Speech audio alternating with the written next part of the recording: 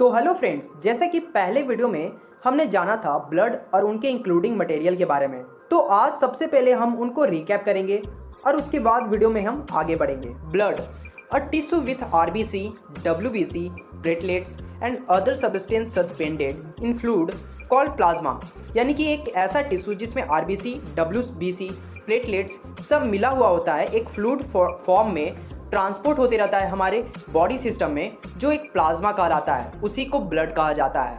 यानी कि simple form में कहें तो ह्यूमंस के बॉडी में ट्रांसमिशन होने वाला एक लिक्विड फ्लूइड है, जिसमें इंक्लूडिंग होता है प्लेटलेट्स, आरबीसी और डब्ल्यूबीसी। ब्लड को दो पार्टों में डिवाइड किया गया है, प्लाज्मा जो हमारे बॉडी में 55% है और ब्लड कॉर्पसल्स जो हमारे बॉडी में 45% है। प्लाज्मा ये एक हल्का येलो कलर का ब्लड लिक्विड होता है और इसमें 90% वाटर, 7% प्रोटीन, 0.9% लवाना और 0.1% ग्लूकोज मिला होता है।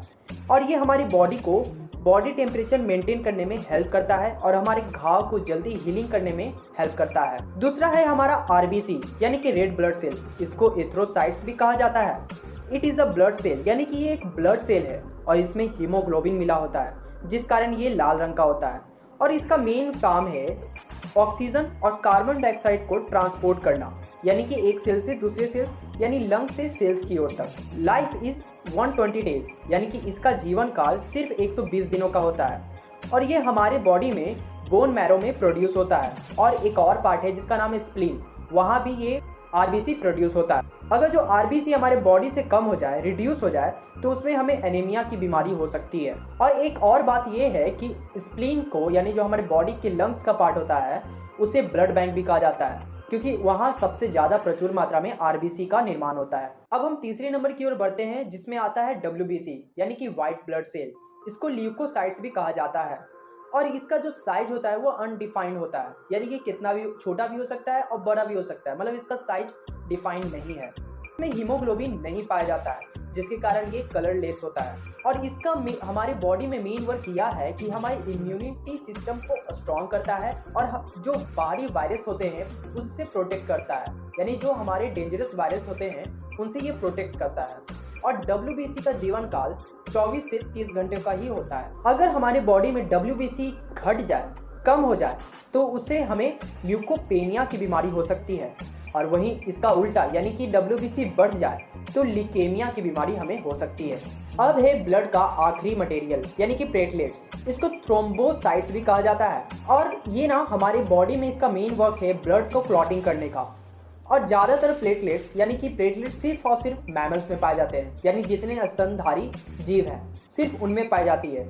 और इसका साइज जैसे कि डब्ल्यूबीसी जैसा नहीं है, अनडिफाइंड नहीं है, इसका साइज डिफाइन किया हुआ है। इसका साइज 0.002 मिलीमीटर से लेकर 0.004 मिलीमीटर तक होता है। ये भी जो प्लेटलेट्स होती है ये भी बोन मैरो में ही प्रोड्यूस होती है। लेकिन जब चिकनगुनिया और डेंगू जैसी बीमारी हमें हो जाती है तो प्लेटलेट्स की कमी हो जाती है, जिसके कारण इसका असर हमारे खून के ब्लड क्लॉटिंग पे दिखता है। पिछला वीडियो का एक हिस्सा था ब्लड क्लॉटिंग, यानी कि प्लेटलेट्स में दो तरीका का प्रोटीन पाया जाता है, एक फैब्रिनोजेन और एक थ्रोम्बोप्लास्टिन।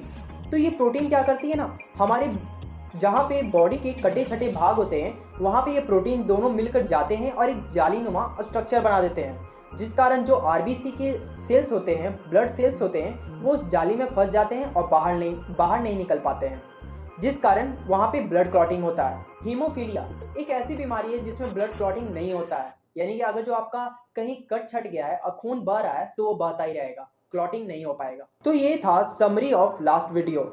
अब इस टॉपिक को हम आगे बढ़ाते हुए हम जानेंगे कि डब्ल्यूबीसी के टाइप्स और उनके कुछ इंपॉर्टेंट पॉइंट्स को। तो चलिए चलते हैं। डब्ल्यूबीसी यानी कि वाइट ब्लड सेल, इसे ल्यूकोसाइट्स भी कहते हैं। तो हमारी बॉडी में टोटल ल्यूकोसाइट्स काउंट भी गिना जाता है। तो टीएलसी यानी कि इसका फुल फॉर्म है टोटल ल्यूकोसाइट्स काउंट। तो हमारे बॉडी में टोटल 6000 से लेकर 8000 पर मिलीमीटर क्यूब ऑफ ब्लड में होता है। क्या? तो डब्ल्यूबीसी यानी कि ल्यूकोसाइट्स। अब कुछ हम इंपॉर्टेंट नाम यानी कि कुछ इंपॉर्टेंट वर्ड्स के बारे में जानेंगे। तो ल्यूकेमिया पहला वर्ड है, तो इसका मतलब क्या होता है? Abnormal increases in TLC, it is called a blood cancer more than lakh, यानी कि मतलब होता है ल्यूकेमिया जो बीमारी है एक, जिसमें टीएलसी अधिक मात्रा में, प्रचुर मात्रा में बढ़ जाती है, जिस कारण ल्यूकेमिया की बीमारी होती है। जैसा कि मैंने बताया था 6000 से लेकर 8000 पर मिलीमीटर क्यूब है तो उससे ज़्यादा 1 लाख से ज़्यादा बढ़ जाता है तो उसमें ब्लड कैंसर का खतरा होता है, मतलब ब्लड कैंसर ही हो जाता है। ल्यूकोसाइटाइसिस, इसमें क्या होता है ना कि इंक्रीज करता है TLC, यानी ज़्यादा नहीं लेकिन इंक्रीज कर जाता है, जिसके कारण उसे ल्यूकोसाइटोसिस का बीमारी हो सकता है। तीसरा वर्ड है ल्यूकोसाइटोपेनिया। इसमें क्या होता है ना कि TLC डिक्रीज कर जाता है, यानी कि बाकी सब ने हमने बढ़ते देखा, इसमें हमने घटते देखा है। तो इसमें क्या होता है कि डिक्रीज कर जाता है TLC। रिकैप में भी मैंने बताया था आपको कि WBC में हीमोग्लोबिन नहीं होता है, जिस कारण ये कलरलेस होता है। तो अब आते हैं इसके टाइप्स के ऊपर। तो WBC के 2 टाइप्स होते हैं, ग्रैनुलोसाइट्स और एग्रैनुलोसाइट्स। ग्रैनुलोसाइट्स इसके भी 3 टाइप्स होते हैं, एसिडोफिल्स जिसे हम इसोनोफिल्स भी कहते हैं, और इसका ब्लड में टोटल 2 से लेकर 3% हिस्सा इसका मात्रा होती है, और इसका काम होता है इन्फेक्शंस को रेसिस्ट करना और एलर्जिक रिएक्शंस को प्रोड्यूस करना। बेसोफिल्स यानी कि ग्रैनुलोसाइट्स का दूसरा हिस्सा है बेसोफिल्स। ये हमारे ब्लड में 0.5 से लेकर 1% तक पाया जाता है। इसमें हिस्टामिन, सेरोटोनिन और हेपारिन होती है। न्यूट्रोफिल्स ग्रैनुलोसाइट्स का तीसरा हिस्सा यानी तीसरा पार्ट, ये हमारे ब्लड में 60 से लेकर 65% होता है और ये फैगोसाइटिक होता है। अब आते हैं एग्रेनुलोसाइट्स के ऊपर, जिसकी भी 2 पार्ट्स बांटे गए हैं, एक मोनोसाइट्स एक लिम्फोसाइट्स। तो मोनोसाइट्स टोटल ब्लड में 6 से लेकर 8% तक पाया जाता है, ये भी फैगोसाइटिक होता है, और लिम्फोसाइट 20 से लेकर 25% पाया जाता है, और ये रीजनेबल होता है इम्यूनिटी सिस्टम के लिए। लिम्फोसाइट्स इसके भी 2 पार्ट्स बांटे गए हैं, एक टी लिम्फोसाइट्स एक बी लिम्फोसाइट। तो टी लिम्फोसाइट का ये काम होता है कि वो एंटीबॉडी जनरेट करता है हमारे बॉडी के अंदर, और इसका प्रोड्यूस भी बोन मैरो में ही होता है, लेकिन ये मैच्योर थाइमस ग्लैंड में होता है, यानी कि बोन मैरो में तो ये प्रोड्यूस होता है लेकिन आगे जाकर इसका मैच्योर यानी कि ये विकसित करता है थाइमस ग्लैंड में। बी लिम्फोसाइट्स इसका काम होता है transport of antibodies. T lymphocyte antibody को बनाता है और बी लिम्फोसाइट ट्रांसपोर्ट करता है एंटीबॉडीज को और उसका प्रोड्यूस भी करता है थोड़ी बहुत मात्रा में।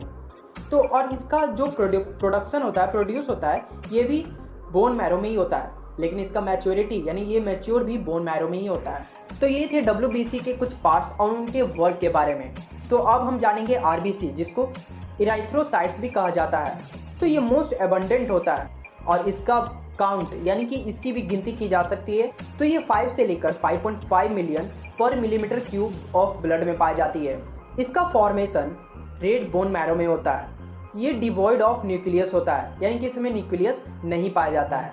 RBC का जो शेप होता है वो बाइकॉनकेव होता है, यानी बाइकॉनकेव लेंस आपने देखा होगा, उस साइज का इसका शेप होता है। RBC का रंग रेड होता है क्योंकि इसमें हीमोग्लोबिन पाया जाता है, और हीमोग्लोबिन पिगामेंट जो होती है वो आयरन को लेकर आयरन गैसेस को लेकर ट्रांसपोर्ट करती है। 12 से 16 ग्राम हीमोग्लोबिन पर 100 ml ऑफ ब्लड।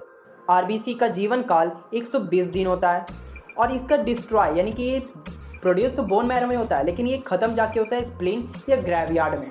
तो ये था आज का हमारा ज्ञान। तो हमने आज की वीडियो में जाना कि WBC और RBC के कुछ इंपॉर्टेंट पॉइंट्स और उनके टाइप्स के बारे में। तो WBC का 2 टाइप्स होते हैं, ग्रैनुलोसाइट्स और एग्रेनुलोसाइट्स।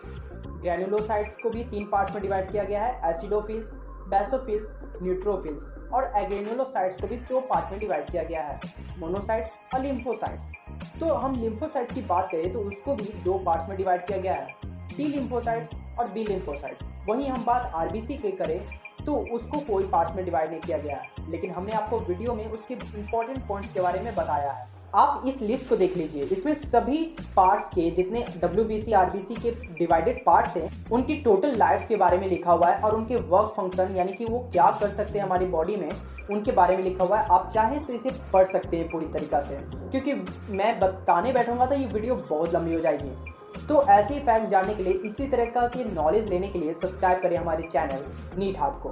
Thank you.